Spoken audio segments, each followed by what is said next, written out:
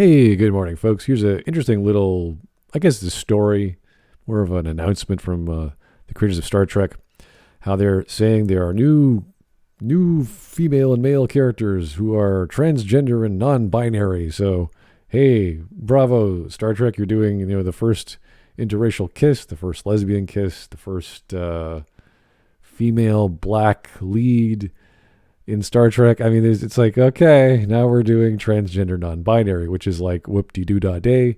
We're talking about Star Trek, science fiction. Once you start visiting aliens on alien planets, the whole interest of a human or this or that person liking males and females or not being male or female themselves is like, okay, that's fine, but it's not a big deal. It's really not a huge narrative element in the world of storytelling, especially not in Star Trek. So, Ian Alexander will join Star Trek Discovery as its first transgender character, Gray. Fantastic. That's great. The first transgender character and non-binary. So we have two actual new actors. So we have Adira on the left here, Star Trek's first non-binary character, and Gray, Star Trek's first transgender character. I guess this is a cool thing. The problem is we've dealt with issues like this in the past before, specifically in the episode of TNG in Season 5 called The Outcast, character Soren. She comes from a species, or rather a race, who are androgynous. So that would be not trans, that would be non-binary. Anything non-binary that does not associate with one or the other is androgynous.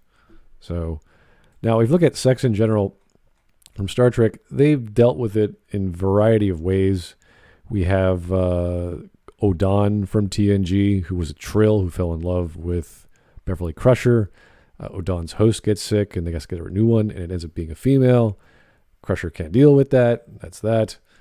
Here's the actual episode, The Outcast.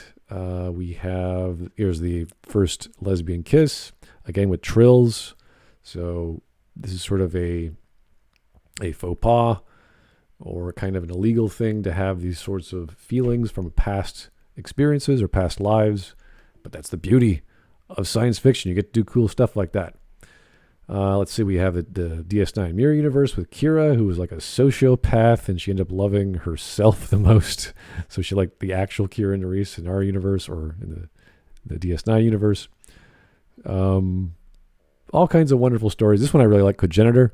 This was a trisexual race or species. I remember this episode because it had Andreas Katsoulis from Babylon 5. So that was a really cool thing.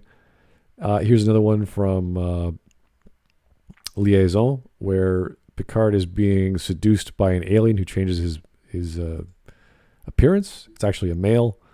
And they were testing the crew to see, because they didn't understand interpersonal communications and relationships. I think Worf had to deal with some guy who was very rude, and Deanna tried to deal with the guy who kept eating.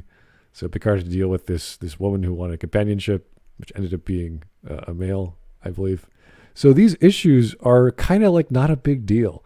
And if you look at the rest of the species, not the rest, but what we can garner from the episodes of Star Trek, there have been plenty of non-gendered or non-binary characters and species. So here we have the Binar. I don't know if you remember this, I think from first season. They were genderless. As much as an alien you could identify as being, oh yeah, okay, they're alien. Their gender is irrelevant. Their sexuality is irrelevant. What they identify as is irrelevant. That's not part of the story. In fact, parts of their brain get replaced with a computer so they can talk really quickly. They're called the Binars.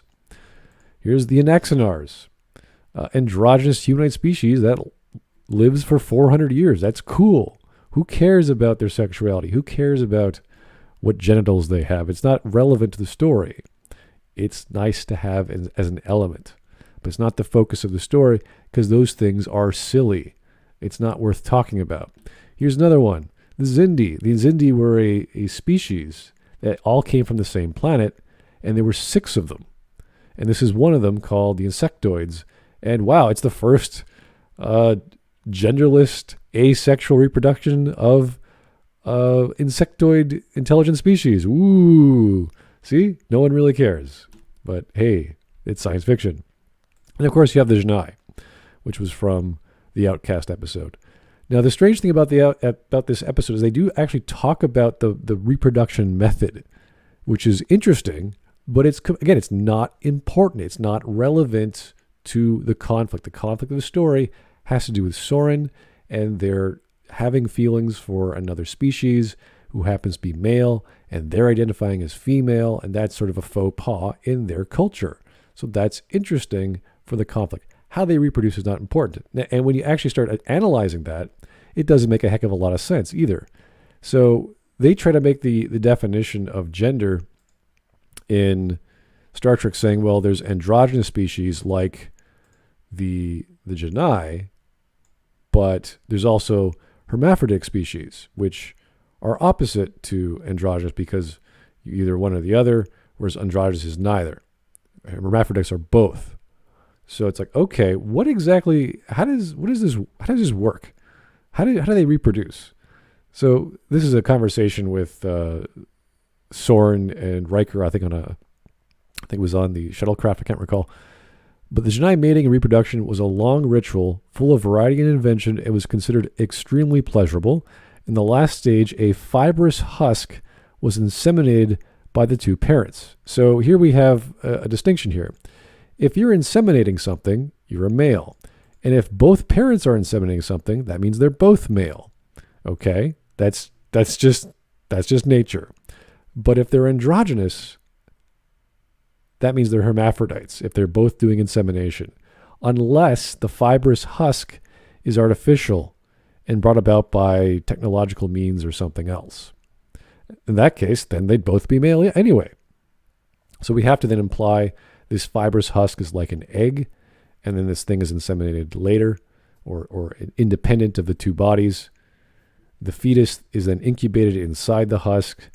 This was considered a less risky and less painful method of reproduction compared to other species, which the Genii had knowledge.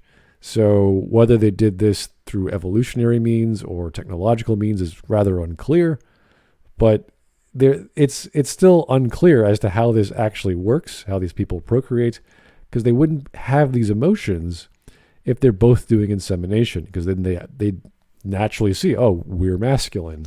We just also happen to have female qualities as well. Or they're hermaphrodites, and it wouldn't be an issue.